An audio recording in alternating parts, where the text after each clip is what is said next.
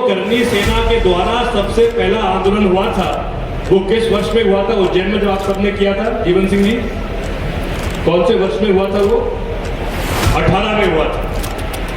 18 के बाद तो उससे बड़ा भी एक आंदोलन आपने भोपाल में किया था, मुझे याद। हमारे शेर जीवन सिंह जी और उनकी पूरी टीम, शैलेंद्र सिंह जी, मैं आपको बधाई देता हूं कि आपने जो यहाँ पर घोषणा करी है पुस्तकालय की, लाइब्रेरी की, ताकि जो हमारे नौजवान हैं वो अध्ययन भी कर पाए।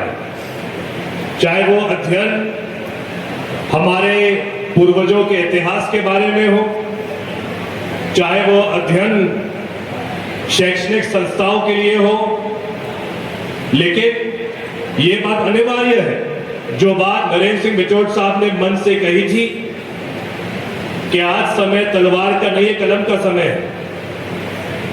आज समय है जब हमें हमारे बच्चों के लिए, हमारे संतानों के लिए सिर्फ स्कूल में अच्छी शिक्षा नहीं, बल्कि स्कूल के बाहर कॉलेज में उनको अच्छी डिग्री प्राप्त हो।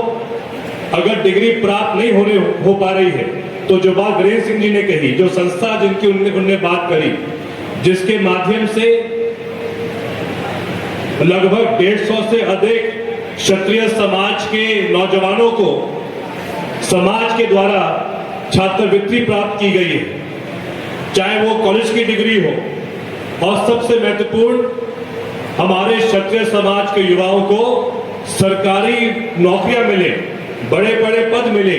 इसके लिए जो घोषणा जीवन सिंह जी और उनकी टीम ने करी है पुस्तकालय के लिए, मैं इनको बधाई देता हूं। लेकिन उसके साथ जो हमारे समाज के अन्य साथी हैं, मैं आपको भी कहना चाहूंगा कि जो करनी सेना के द्वारा सबसे पहला आंदोलन हुआ था, वो किस वर्ष में हुआ था? उज्जैन में जो आप सबने किया था, जीवन सिंह जी, कौन से वर्ष में हुआ था? वो 18 में हुआ था। 18 के बाद तो उससे बड़ा भी एक आंदोलन आपने भोपाल में किया था, मुझे याद है, 8 जनवरी को। लेकिन कुछ लोग ऐसे हैं जिन्होंने उस आंदोलन की जो मूल उद्देश्य था, उस उद्देश्य को ठीक से जनता तक पहुंचाया नहीं। जीवन सिंह जी और उनकी टीम ने कभी भी सिर्फ एक समाज की बात नहीं करी, उन्होंने प्रदेश और देश के युवाओं की बात करी। आज जो हम ये कुछ हादसे देख रहे हैं, चाहे वो नीट का जो पूरा मामला हो, चाहे वो सीबीएसई का हो, ये उसी बात को कह रहे थे कि आज जो एक युवा की बात हर सरकार को सुननी चाहिए। बात कांग्रेस और भाजपा की नहीं है, लेकिन एक सरकार का दायित्व होता है कि जो वो सरकार नीति बनाए, उन नीतियों के माध्यम से हर युवा, चाहे वो कोई भी समाज का हो, लेकिन उनको बराबर अवसर मिलना चाहिए है, उनको एक ऐसा वातावरण मिलना चाहिए है जिसके माध्यम से उनके हाथ में डिग्री भी हो और कोई ना कोई पद पे नौकरी भी हो। यही बात जीवन सिंह जी और उनकी टीम घर घर बता रही थी, लेकिन उनकी बात को कुछ लोगों ने गलत संदेश के माध्यम से फैलाया। और मैं आज भी कहना चाहूंगा, जो बात चाहे जीवन सिंह जी कह रहे हैं, शैलेंद्र सिंह जी कह रहे हैं, उनकी जो पूरी करनी सेना की टीम कह रही है, उनका उद्देश्य एक ही है कि हमारा युवा आगे बढ़े, वो आत्मनिर्भर हो। और ये बात सच है कि इसमें बड़ा दायित्व जो समाज के जनप्रतिनिधि हैं, चाहे वो मैं भी हूं, हमारे ऊपर निर्भर करता है कि हम सदन के अंदर और सदन के बाहर उस बात को कैसे रखें, उस बात को कैसे पहुंचाएं। तेज बहादुर सिंह जी सत्ता पक्ष के, मैं विपक्ष का हूं, बोस विपक्ष के।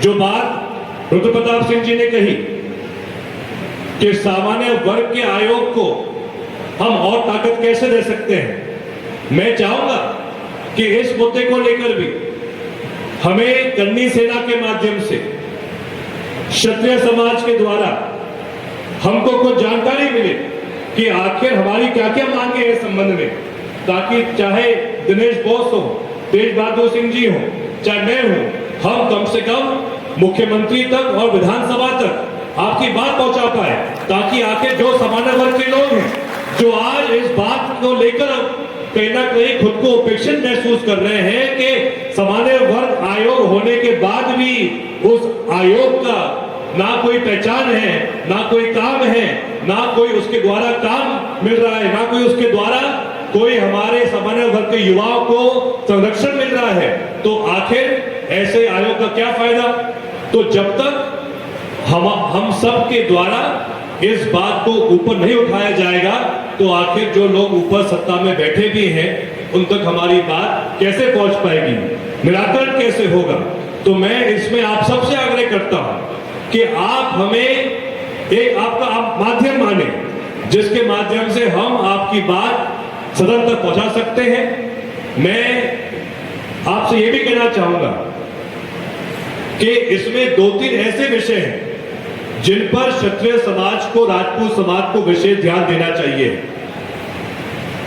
शिक्षा के लिए, चाहे वो पुस्तकालय हो, चाहे वो एक ऐसी संस्था हो जिसके माध्यम से हमारे जो मेधावी छात्र हैं, योग्य बच्चे हैं, उनको हम आर्थिक सहयोग कर पाए। मैं मंचासीन हमारे जो सभी समाज के प्रतिष्ठित परिवार यहां उपस्थित हैं, मैं आपसे पूछना चाहूंगा, मध्य प्रदेश में हमारे राजपूत समाज में ऐसे कितनी संस्थाएं हैं जो आज हमारे ऐसे योग्य बच्चों को छात्रवृत्ति दे रहे हैं, उनको सहयोग कर रहे हैं। हम उनकी जानकारी लें ताकि हम लोग भी जो आज प्रतिनिधि हैं, विधायक हो या सांसद हो, मंत्री हो या अदर पद पे हो, लेकिन हमारी भी इच्छा होती है कि हम ऐसी संस्थाओं को हमारी तरफ से प्रोत्साहित करें, उनको राशि दें। जो बात वीरेंद्र सिंह जी आपने कही थी कि ऐसी अगर संस्थाएं हैं तो हम चाहते हैं कि हमारी तरफ से भी, समाज की तरफ से भी ऐसी संस्थाओं को हम और मजबूत करें, ताकि उन संस्थाओं के माध्यम से जो हमारे नौजवान हैं क्षत्रिय समाज के, वो आत्मनिर्भर बने, उनको आर्थिक सहयोग मिले। ये हमारी सोच है। मैं जीवन सिंह जी से अर्ज कर रहा था कि हम जब बात करते हमारे पूर्वजों की, तो हम ये बात करते हैं कि राजपूत समाज के जो हमारे पूर्वज हैं, उन्होंने देश के संरक्षण के लिए अपना खून दिया था। आज के समय शायद हर क्षत्रिय समाज का व्यक्ति उस प्रकार से अपना खून नहीं दे सकता, लेकिन रक्तदान कर सकता है। मुझे बता रहे थे जीवन सिंह जी कि उनके युवाओं के द्वारा अनेक रक्तदान शिविर किए जाते हैं। मैं आपसे अर्ज करना चाहूंगा कि जहां भी क्षत्रिय समाज द्वारा पूरे मध्य प्रदेश में रक्तदान शिविर आयोजित किए जाएंगे, मैं स्वयं विधायक के तौर पर तो सही, लेकिन समाज के एक व्यक्ति के कारण उसमें आपका निजी सहयोग करना चाहूंगा। तो मैं आप सबको कहना चाहता हूं कि ये ऐसे कार्यक्रम है जिसके माध्यम से रक्तदान क्षत्रिय कर रहा है, लेकिन वो रक्त, वो खून किस समाज को जाता है वो हम कभी नहीं पूछते हैं। यही विशेषता क्षत्रिय समाज की है कि सदैव क्षत्रिय समाज ने हर समाज की सेवा की है, हर वर्ग की सेवा की है।